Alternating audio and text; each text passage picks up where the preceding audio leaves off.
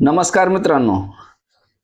दुधाच्या भेसळीची प्रकरणे समोर येत असताना मागील काही दिवसापूर्वी अहिल्यानगर जिल्ह्यात भेसळ होत असलेल्या दुधाच्या एका ठिकाणावर छापा टाकून या रॅकेटचा पर्दाफाश प्रशासनाकडून करण्यात आला होता.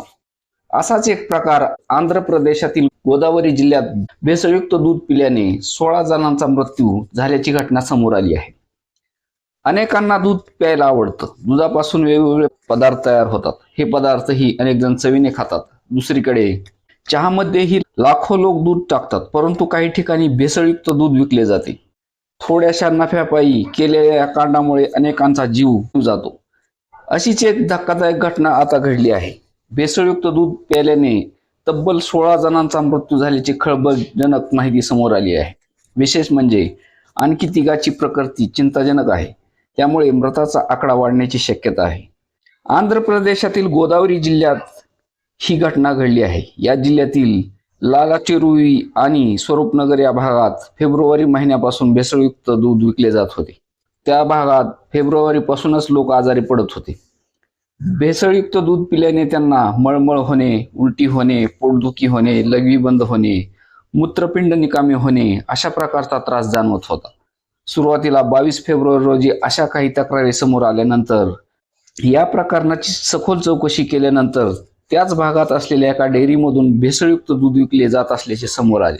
या भेसळयुक्त दुधात इथिलीन गायकॉल नावाचा विषारी पदार्थ मिसळला जात होता. याच भेसळीमुळे 20 पेक्षा जास्त लोक रुग्णालयात दाखल झाले होते. यात लहान मुलं, वृद्ध यांचाही समावेश होता. यातील 16 जणांचा मृत्यू झाला आहे, तर 3 जणांची प्रकृती ही चिंताजनक आहे. गोदावरी जिल्ह्यातील नरसापुरम गावातील डेअरीमधून हे दूध विकले जात होते. 100 पेक्षा जास्त कुटुंबांना या डेअरीमधून दूध देण्यात आले होते. दूध पिल्यानंतर काही तासांनीच लोकांची प्रकृती बिघडू लागली. त्यानंतर लोकांना डायलिसिस व्हेंटिलेटरवर ठेवण्यात आले. आयसीयूत असलेल्या रुग्णावर उपचार केला जात आहे. या प्रकरणाची चौकशी केली जात आहे. आरोपींना लवकर कठोर शिक्षा होईल अशी अपेक्षा सामान्य नागरिकांकडून होत आहे. अशा घटना घडू नयेत म्हणून राज्य सरकारे आणि केंद्र सरकारकडून नागरिकांच्या खूप मोठ्या अपेक्षा आहेत.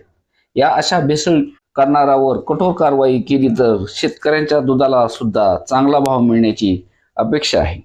पण हे सरकार आता कधी ॲक्शन मोडवर येईल आणि राज्यातील आणि केंद्रात पूर्ण भारतभरात या दूध भेसळीवर कधी कारवाई होईल याकडे दूध उत्पादकाचे लक्ष आहे. धन्यवाद.